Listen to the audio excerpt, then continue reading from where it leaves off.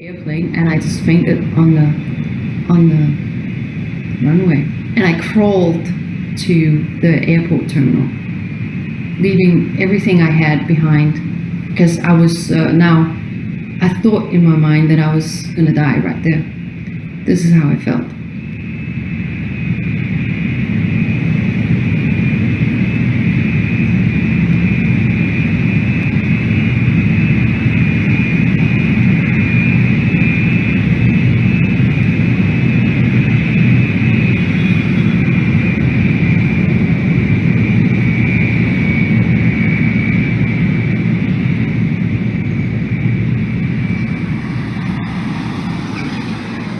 It was 92, 93.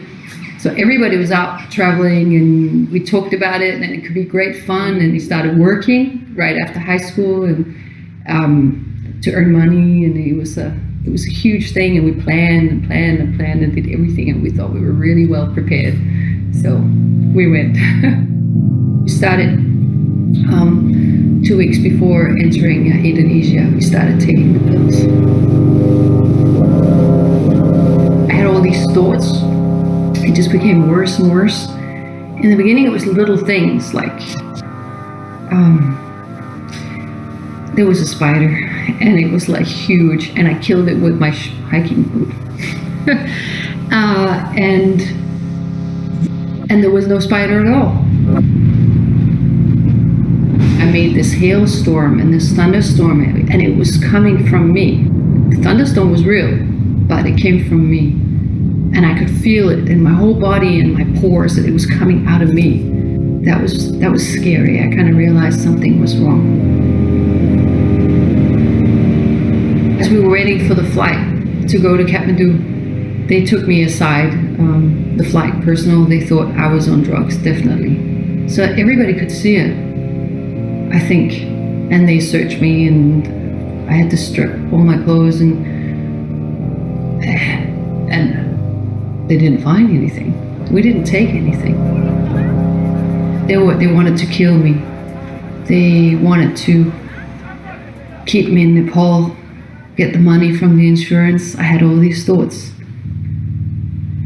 And I was 19 years old, and my life was in pieces.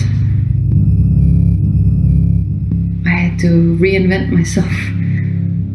I had to figure out little by little how to get my life going.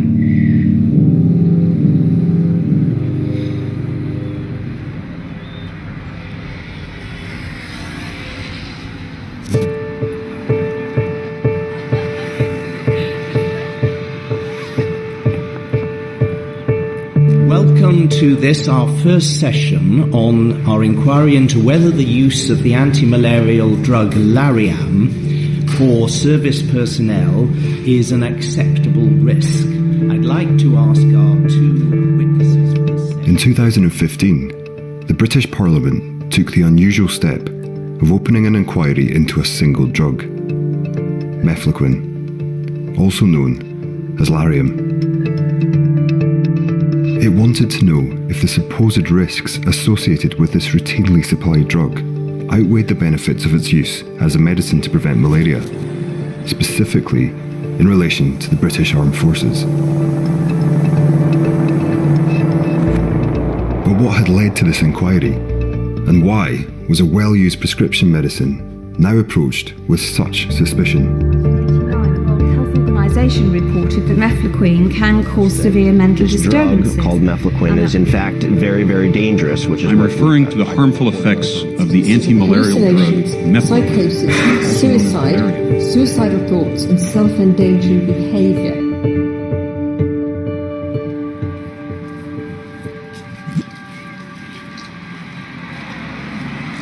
This January, my husband saw a program on television telling about Mefloquine, and he rang me and he said, "I sent you a mail, but you better be prepared for this."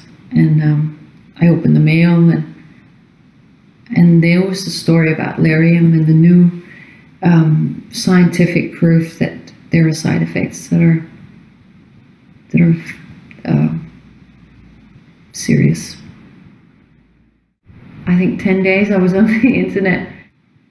I heard stories a few years after about people that had experienced similarities with Lariam, but I didn't know.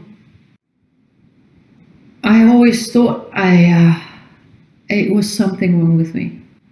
It limited me in so many ways. So I had to live a quiet life.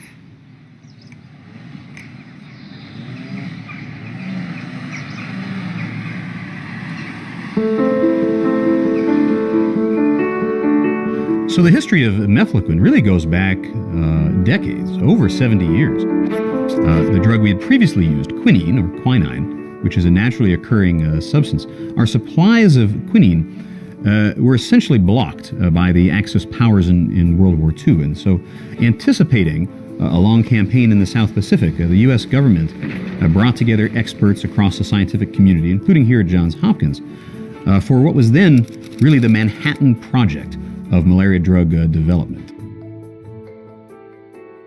And one leading class of drug that was investigated for this purpose were the quinolines.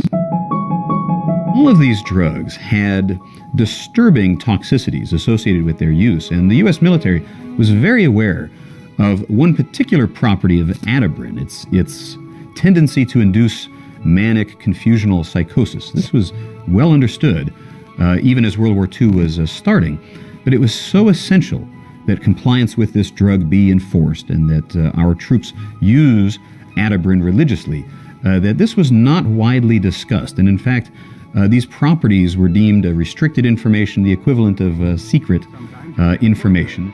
So in the jungle kit, there's another bottle, and it has atibrin tablets in it. Malaria tablets to all of us GIs.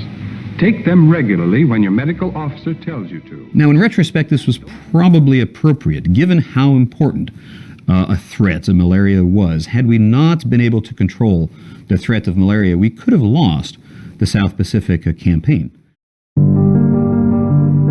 In the aftermath of World War II, we gradually moved to use chloroquine.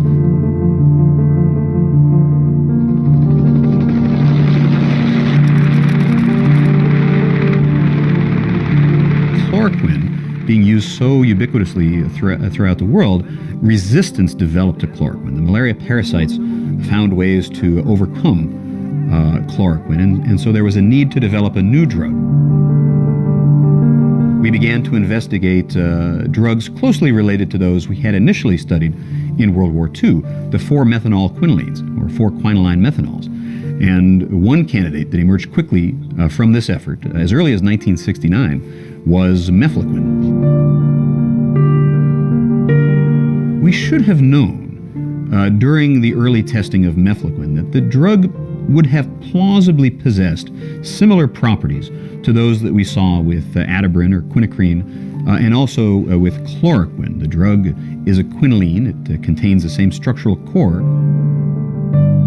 These tests continued through the 1980s, and the military was very eager to see this drug tested in widespread use.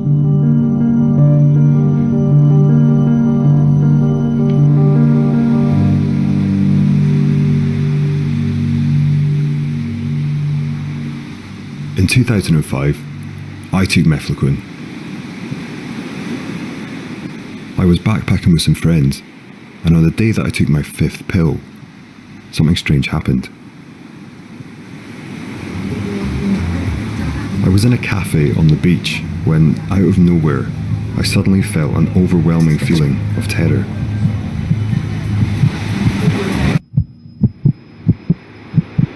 Not knowing what to do, I ran outside.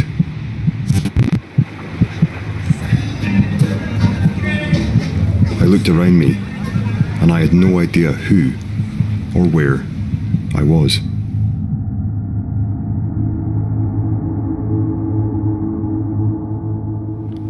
At that stage, I didn't know how much worse the experience would get, and for how long it would last.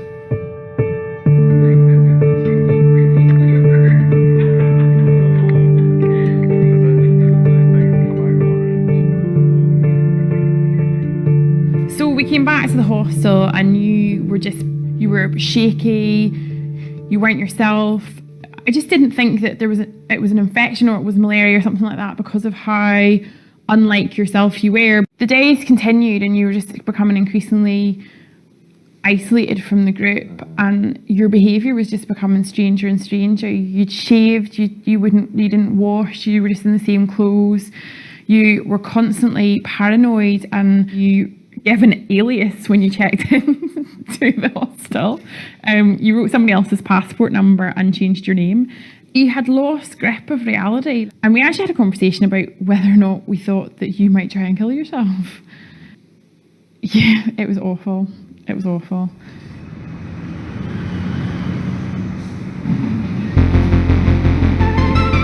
It took me the best part of 2 years to recover. But by 2015, other people's reactions to Mefloquine were hitting the headlines all over the world. I was surprised that it had continued to be prescribed. Were people still really being affected?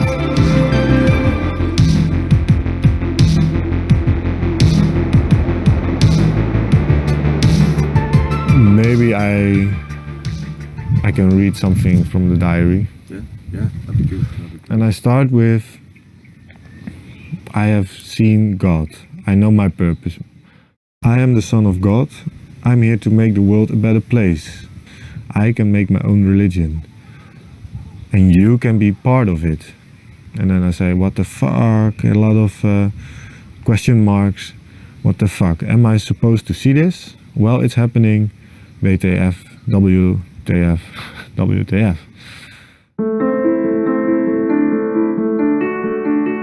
I began meeting people through online support groups, set up to bring those affected by Mefloquine together. Every week, people from all over the world joined these groups, and Tim was one of them. Last year, the end of October, November, I went to Ghana. The Dutch system, they advised me about anti-malaria pills, and I thought, okay, I take Lariam, it's cheap, one pill a week, no problems. And it wasn't like they made me aware that it's pretty, that's a pretty big deal actually, Lariam. The first week was a total change for me. I had this feeling that I saw the light and I knew what I had to do with my life. That I am some kind of messiah, or I was talking very high of myself to my friends, and they were like, yeah, what is he saying? So this feeling of knowing everything gradually changed in chaos again, panicking, and I wanted to express myself, but no one was understanding me, and I was thinking so fast, but the environment couldn't react. I thought, maybe it's Lariam. And when I look back at it, I was aware of my sickness, or how you call it. You're aware, but you can't do anything about it. I couldn't change the way I was perceiving reality.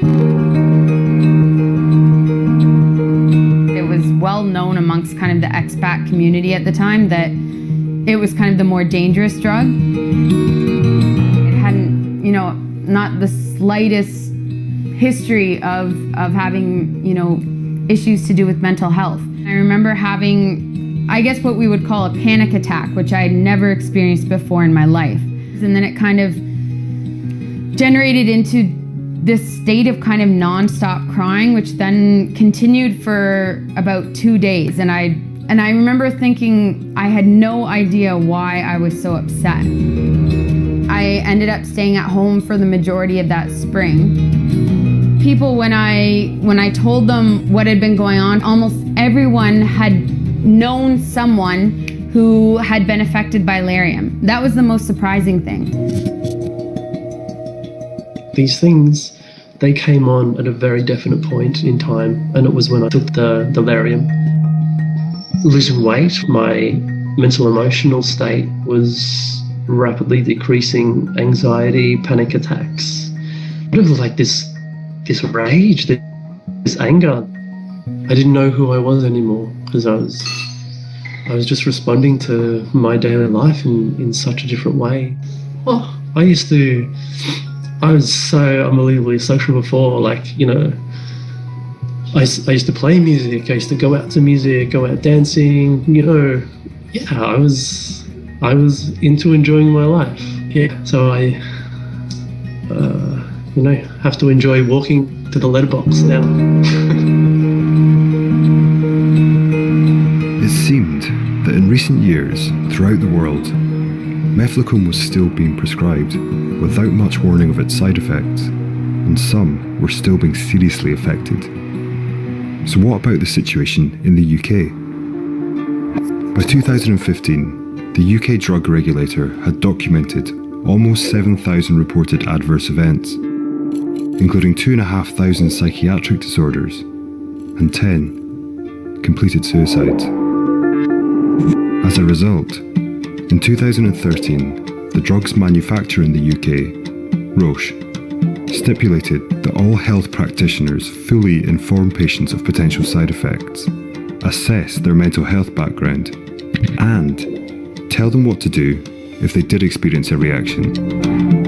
Back in 2005, I didn't receive anything like this degree of warning about the drug. If I had, I suspect I would have stayed well clear. But had things really changed? I went to find out. I tried to buy Mefloquine from 3 major British high street pharmacies.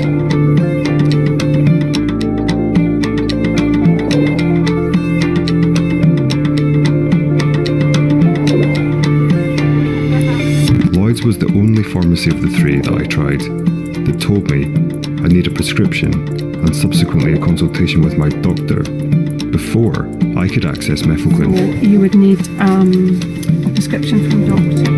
So despite all the attention, the updated guidelines and the increased warnings, I could get hold of Mefloquine pretty easily, and little was done to make sure I knew about the serious risks. I wanted to know who was responsible for how it was prescribed. Roche, the manufacturer who sold the drug to huge clients in the UK, like the NHS and the Ministry of Defence, were surely the ones who knew the drug the best, and they provided instructions to doctors and patients. So were they responsible? Since 2013, the MHRA and working together with Roche strengthened our label for Lariam, specifically calling out the neuropsychiatric events. And we believe it's very important that prescribers and patients are made aware of that information from the outset so that they know how to respond should anybody be concerned that they might be having a change in their mental state. And importantly as well, that people who have a reason not to prescribe Lariam shouldn't be given it. Roche told me that they were already aware that Boots was selling Mefloquine without prescriptions or assessing people beforehand, and that they were looking into it. But what about Superdrug, another major British pharmacy chain that was doing the same? As you followed up with Boots, do you think you would also follow up with other chains such as Superdrug who were giving the drug out without prescriptions? So that's something that we're currently looking into to understand what the other routes are that are available via a non-traditional way of prescribing. So it is something that we're looking into just now. I find this surprising. After years of media speculation about the side effects, numerous changes to the guidelines and warnings, and now a national inquiry, Roche were still looking into how the drug was given out. And I'd found that quite often in the UK, it was simply given out. So, who else was involved? It gets a little complicated. Aside from Roche, organisations like the MHRA and the World Health Organization provide advice to patients and doctors, and pass on adverse events reports to Public Health England's Advisory Committee on Malaria Prevention. And it's this committee's guidelines that appear to be the most influential in the whole process and directly influence practice. at the NHS and the MOD. A member of the committee agreed to talk to me.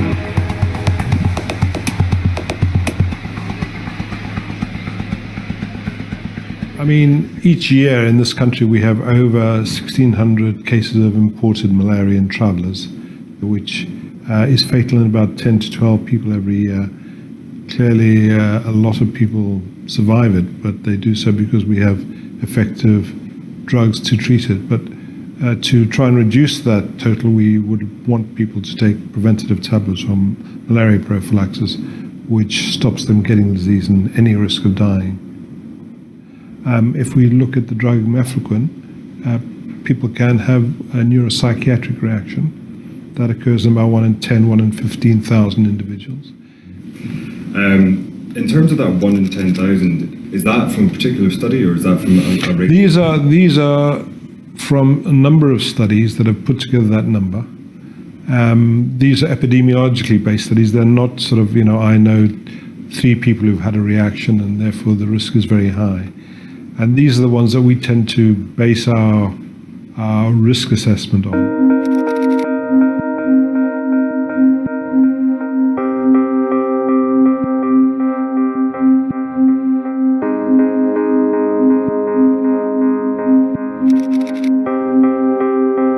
Unlike the manufacturer and the American and European drug regulators, in recent years the UK guidelines were unique in that they did not strengthen warnings about Mefloquine psychiatric side effects or their potentially long-term nature. Definitely not swayed by public opinion, and that's been a challenge because we have been under a lot of public pressure. But we would lose all credibility if we went against the scientific method for the media method, and that would be very damaging. In our scientific review of what Mefloquine does, we, at this moment in time, don't see a real need to make a change to the recommendations and the way it's used.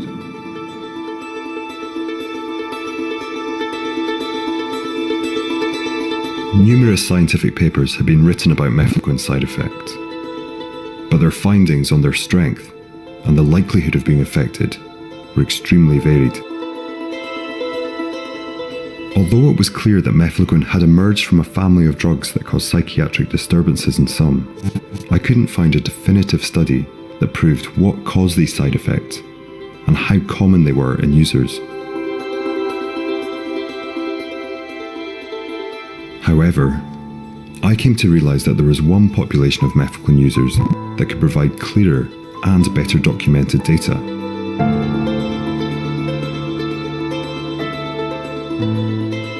So I began looking into what had been happening in the British Armed Forces.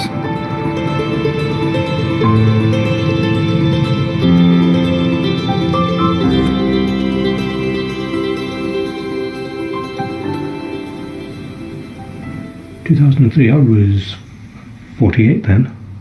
2003? Yes, yeah.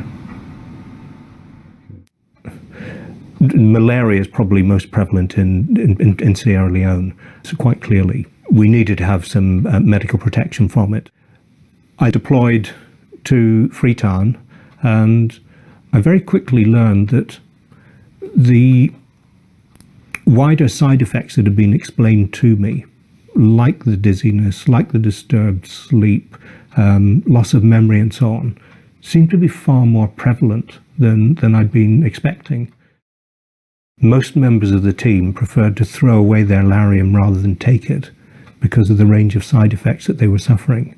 They were having nightmares, dizziness, and particularly issues with anger management. It matched what we were being told were the side effects, but what was so surprising was that so many people were suffering from them. I had no idea, of course, then that not only was there a much broader range of side effects affecting more people, but actually those side effects, in a number of instances, were going to become chronic and life-threatening.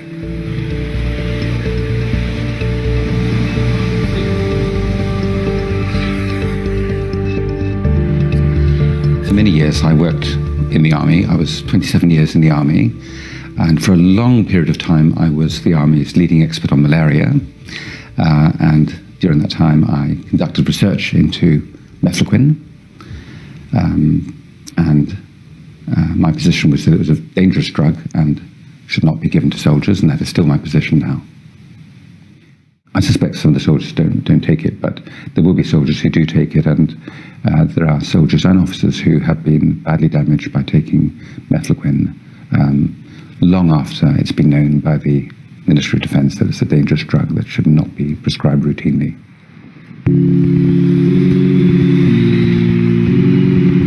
As long ago as 1989, the World Health Organization reported that Mefloquine can cause severe mental disturbances and that the reported side effects were a cause for concern.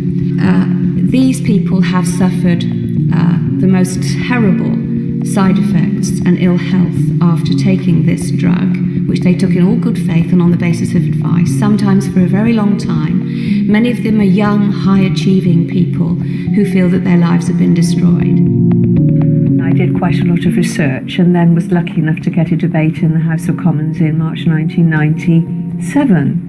Since then, on and off, have had emails from people, well, all over the world really, saying, I've seen your speech and it has either affected or destroyed my life. Getting on for 20 years later, still finding that there are people whose lives have been, if not devastated, then materially affected by this drug. One man said that he'd come back from a tour of duty and his wife had had a baby, and he was terrified to pick up the baby. He thought he might harm it.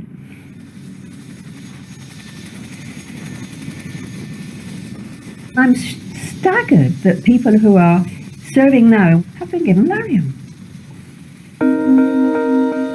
I submitted a Freedom of Information request to find out how many people in the military had been prescribed Mefloquine, and if there had been any noticeable impact of the much discussed side effects.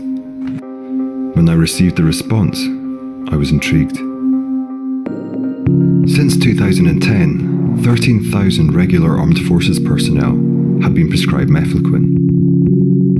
For the same period, and from the same group, 921 of those who had taken Mefloquine had subsequently received care for a mental health disorder. That's a rate of 7%. I then found that the average rate for mental health diagnosis amongst all armed forces personnel was surprisingly low, 2.3%.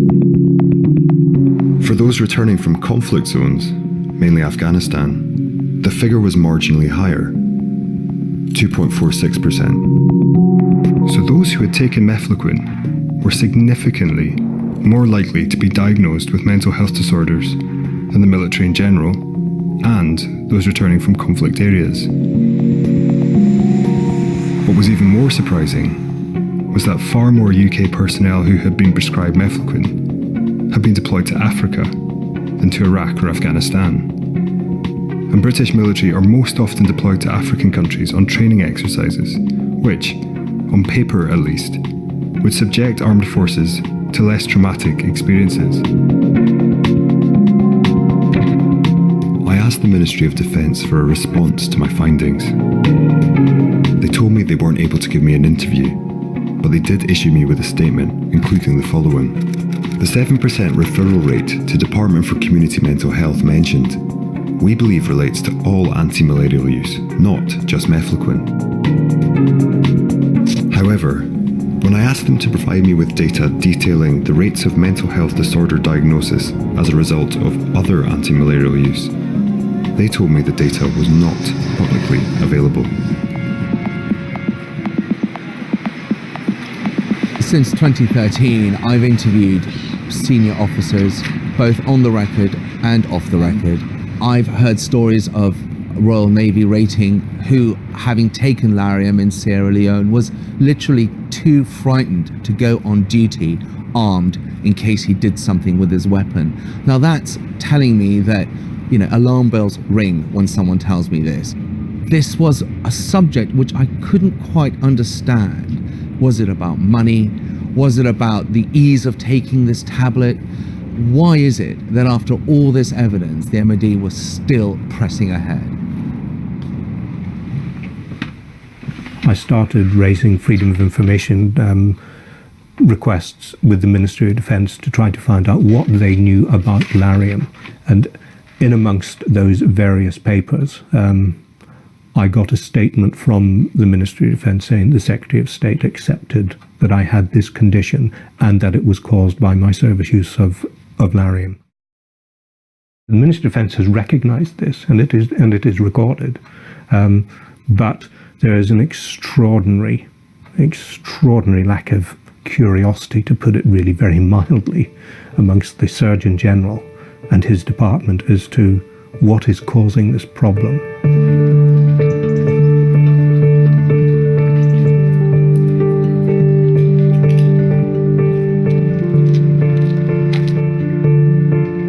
The MOD responded with an interesting statement.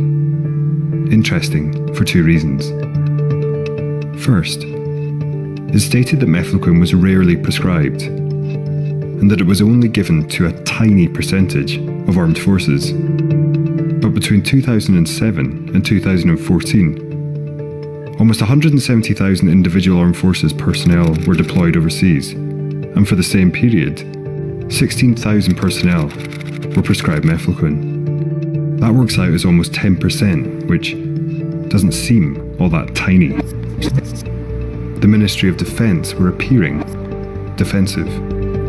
Secondly, the statement claimed that Mefloquine was taken safely, and that since 2013, every soldier was given a full mental health risk assessment prior to prescribing. But I had been in contact with serving members of the armed forces who wanted to remain anonymous, and they told me that as recently as 2014, Mefloquine had been given out without any risk assessment or much choice, sometimes simply handed it in the corridor. I was deployed on a training exercise in 2014. We were told to start taking Mefloquine a month before we went. We simply went down to the medics and they distributed boxes amongst us. Each man got 2 boxes, I think. It was just dished out.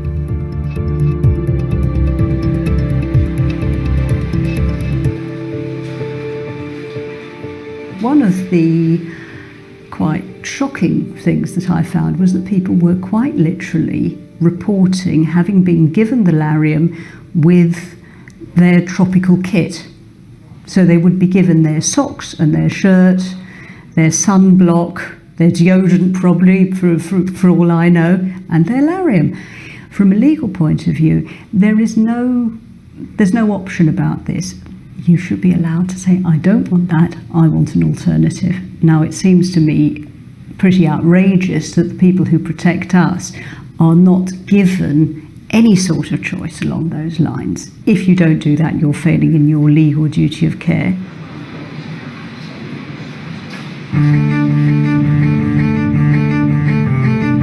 For a drug that was available so widely to the public, the Mefloquine story in the UK appeared very closely linked with its use in the military. And I had now found that soldiers were more likely to experience mental health problems while taking it. This was particularly surprising when I learned what had already taken place further afield.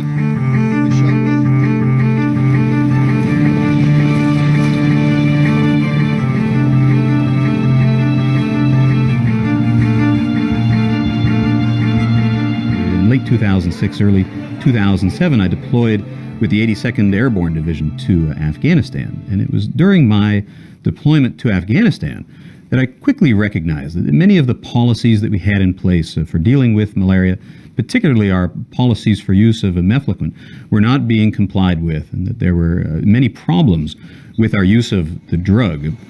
And it was around this time, our use of Mefloquine in Afghanistan, and then our use of Mefloquine on a large scale in Iraq, that public concern began to be focused at our use of the drug. There were a number of disturbing reports of homicide and suicide, domestic cases associated with soldiers returning home who had taken Mefloquine.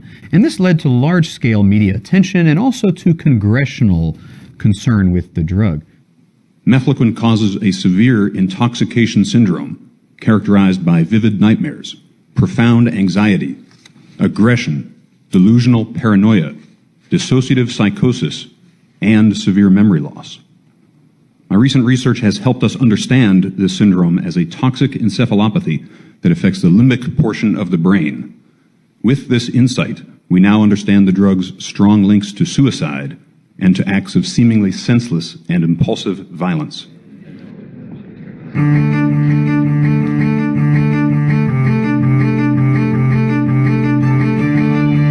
There have been a number of cases where behavior due to mefloquine may have played a plausible role, but this was not raised at trial.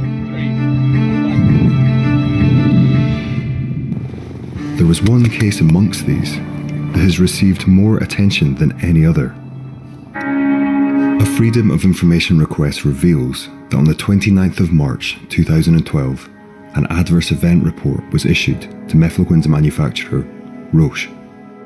Seemingly submitted by a pharmacist, it describes how a soldier in the US Army who was taking Mefloquine had killed 17 Afghanis.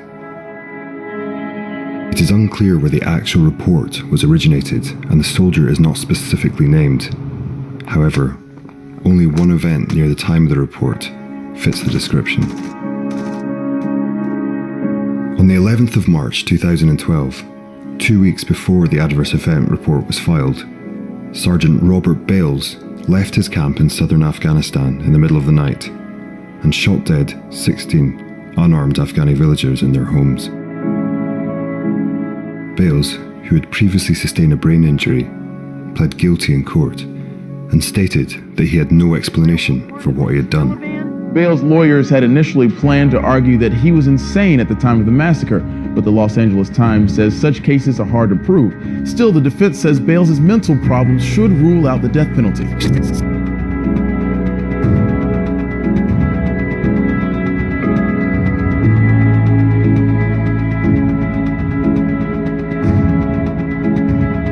It's since been revealed that Bales took mefloquine on a previous deployment. However, it is still unknown whether he had been taking mefloquine in 2012. Bales' toxicology report from the time of the murders remains classified. Speculation about whether or not Bales was taking mefloquine continues. The case attracted significant media attention and raised questions about how mefloquine was prescribed in the US military. Now, whether or not Bales took this drug, we do not know. The Pentagon will not say. If he took the drug, could it have led to this kind of psychotic behavior? Definitely. It says that on the drug label, and we've seen it time and time again. The following year, the US Army officially downgraded mefloquine to a drug of last resort, only to be used when all other options were unavailable.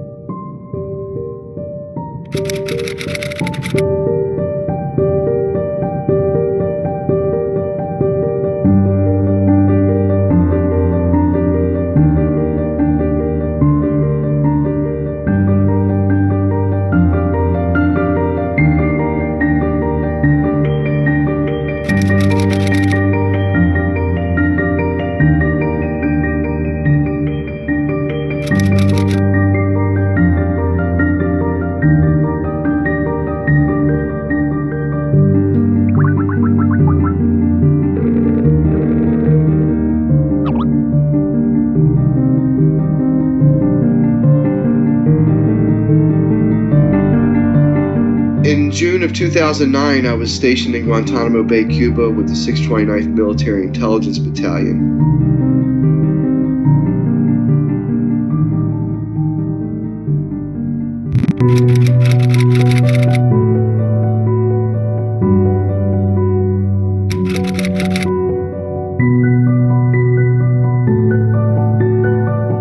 And we started looking at over 3,000 FOIA documents. I found that all three of them received a drug called mefloquine. They received the drug within 24 hours after their arrival into Guantanamo, they had the dosage in the autopsy reports of how much mefloquine they received when they initially arrived in Guantanamo. These guys were getting 5 times the dosage of what any normal human being was supposed to receive, so I knew it was something very suspicious about this.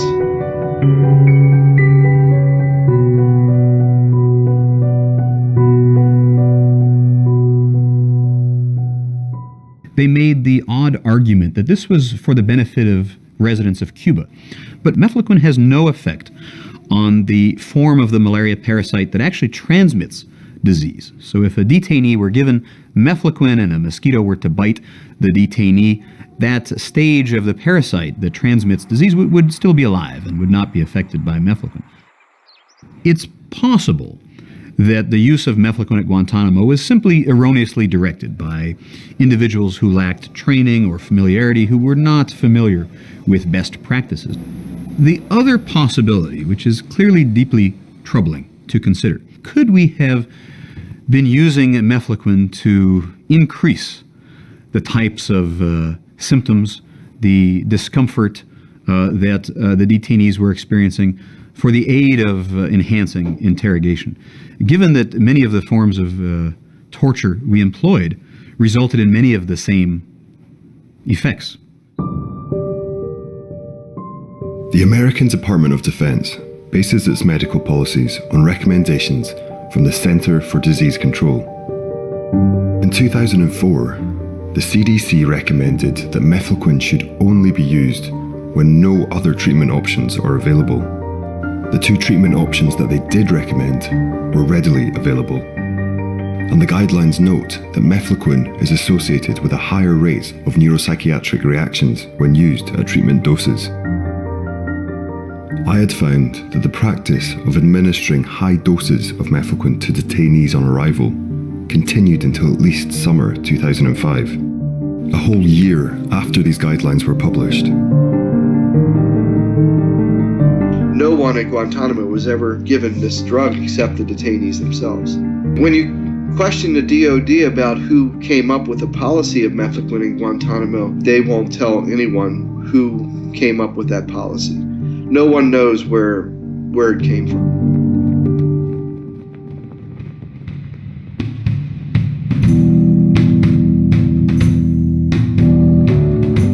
I now knew that the American military had not only known about the risks mefloquine posed to troops, but, more worryingly, had possibly even utilised the adverse effects.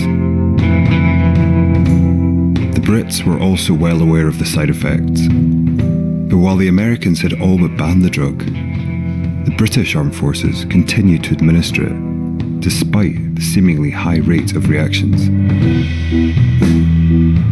I asked the MOD again for an interview, and this time they agreed. They arranged for me to meet with a representative.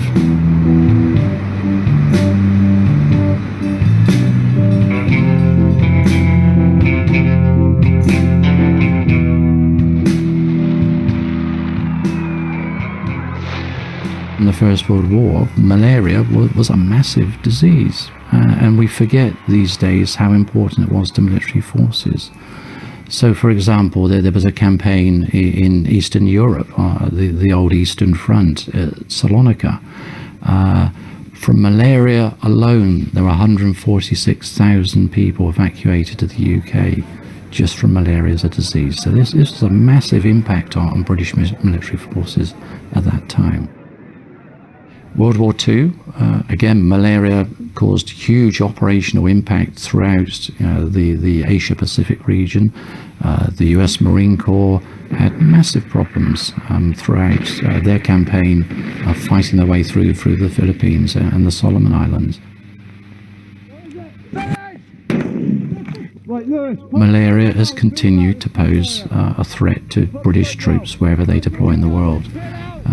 We don't choose to go to rich five-star resorts. In general, we tend to fight wars in strange foreign places with strange foreign diseases, and that's the nature of what we do these days.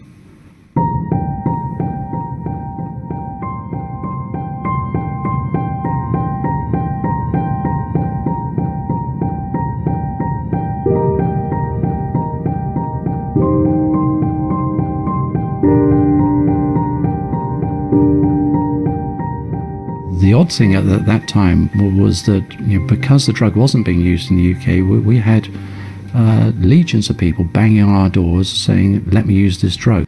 We were at a time when there was very little drug therapy or prevention available for malaria, and it's clearly attractive to a lot of people just to take one tablet once a week.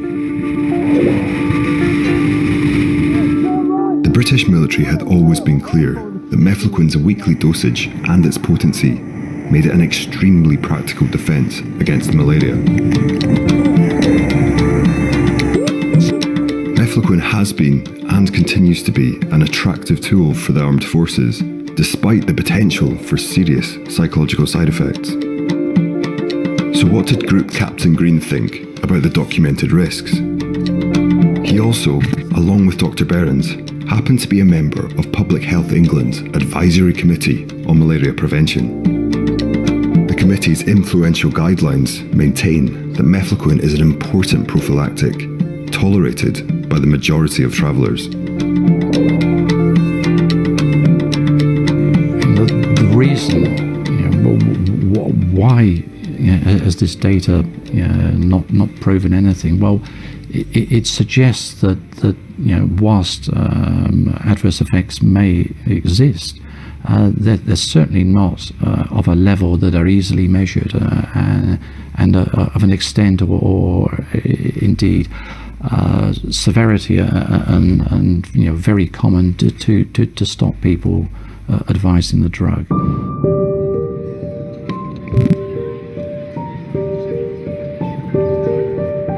Of course, Public Health England will continue to say that because that's what they've always said, and they don't want to backtrack now. So essentially one government department's backing up another government department, and there's a sort of cycle of, shall we say, denial that they just can't break out of, and it requires something catastrophic to really break that logjam. People are protecting their own reputations and vested interest within a very closed clique or cohort of people who are responsible for the administration of the drug.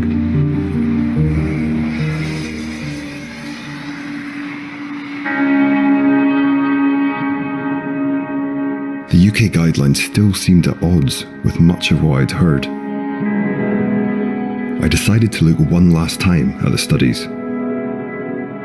First study where mefloquine was looked at in travellers in a randomised control trial didn't take place until 2001. It wasn't reported until 2001, which was a good 10 or 15 years after it had been widely used by many travellers in many countries. Importantly, this study in 2001 was the first to test mefloquine with a representative population where participants didn't know which drug they were taking. It's one of only a few studies that have tested mefloquine using this rigorous method. These studies have given mixed results, but have all found mefloquine to cause moderate to severe neuropsychiatric side effects in a sizable portion of users, from 14 to 37%. This contradicts a much referenced major study by the US military, which looked at thousands of hospital records. It found that the percentage of mefloquine users hospitalized with a mental health disorder was negligible. However, not many of the people who I had met who'd suffered from the effects of mefloquine had been admitted to hospital. In fact, for some that I talked to, it had taken years, even decades, to even discover that mefloquine may have been the cause of their mental health disorders. What no study has managed to determine is how long sufferers are likely to be affected. I too still have my bad days, sometimes weeks, when those early experiences haunted me. And the truth was that despite countless studies and theories, more was still unknown than known about how mefloquine affected the brain. And by 2015, people wanted answers more than ever.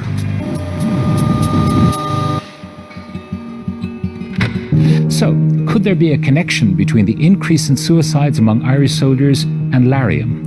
Tonight, in her special report, the report Rita showed that O'Reilly looks Mefloquine, an anti-malaria drug that was taken by Canadian soldiers in 1990s, actually was having some very bad permanent side effects. Four former soldiers are coming forward with accounts of mental health problems linked to an anti-malaria drug they were forced to take for the deployment to East Timor. The defence bureaucracy... Around the world, people were coming forward to talk about how Mefloquine had affected them. Some had even begun to take legal action.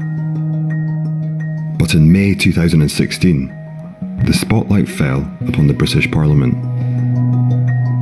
Over 6 months, the Parliamentary Defence Committee had heard evidence from the drugs manufacturer, specialists, and leading figures from the Ministry of Defence, with often heated results. It would seem that the MOD are quite happy to ride roughshod over employees and just say, well, who feel, they don't come and talk to us about anything else. They come and talk to us about Lariam. And does that not mean we should be asking these questions? I wouldn't agree that we move to a position simply not to prescribe any drug that requires a risk assessment, because I can't guarantee you 100% of the time that process is being carried out. Accompanied by a media storm, the committee's report concluded that the prescribing of Mefloquine over a number of years had demonstrated a lamentable weakness in the MOD's duty of care. Furthermore, it stated its belief that Mefloquine should now only be used as a drug of last resort.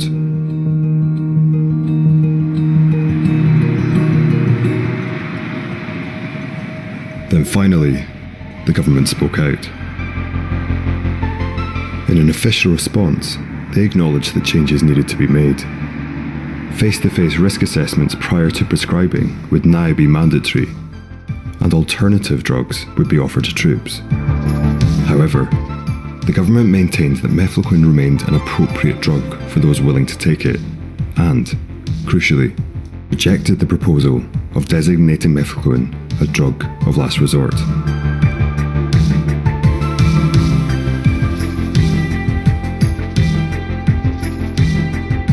The government's response was, in my opinion, written in a very evasive manner. Other countries haven't had a problem conceding that the risks of Lariam are so great in comparison to its benefits that it really should only be used as a drug of last resort, if at all. So why the UK did not similarly come to that conclusion is of some interest. And I suspect that there are some legal reasons for this.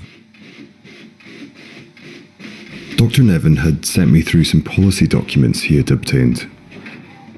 They'd been published a month prior to the inquiry report, and they had some noticeable changes from earlier versions. Okay, so even though the government has refused to classify Mefloquine as a drug of last resort, the changes to the MOD policy documents, which you've seen, pretty much make it so that it is. The document now prescribes that Lariam or Mefloquine be used only as a drug of last resort, and only when the two safer daily medications have been ruled out for use because of intolerance or allergies. Given the current context and the number of legal claims that the Ministry of Defense is facing, that making that concession now, so late in the process, and after having defended Lariam for so long, I think would have been seen as exposing them to too much legal risk. Take care. Bye-bye.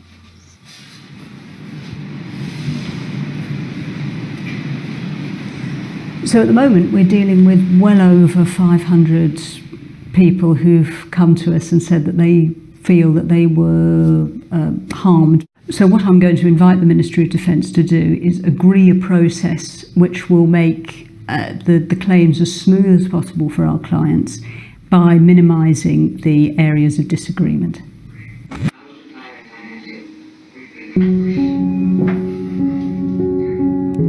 Whilst making the film, I had come to terms with the source of my own mental breakdown. But whilst I'd been able to seek help and in many ways leave Mefloquine behind, for others, the adverse events ran much deeper. Today, retired and serving military personnel and civilians are taking the first steps in their negligence legal battles. And for the rest of the sufferers, the daily battles continue. I've been in routinely stressful situations in Northern Ireland, in the Balkans, in the Middle East. I know what stressful situations are, but nothing like the effects that are being caused by larium toxicity. It was really a relief to know that other people, it's scary that other people had the same things as I had, but it's also like, okay, maybe it's just medicine that did that to me. Yeah, for me it's not really an option to put it all behind me and not think about it, because it definitely has an impact on my life as a person. Because I think you have to express what you've been through. Otherwise, it's very difficult to live with it.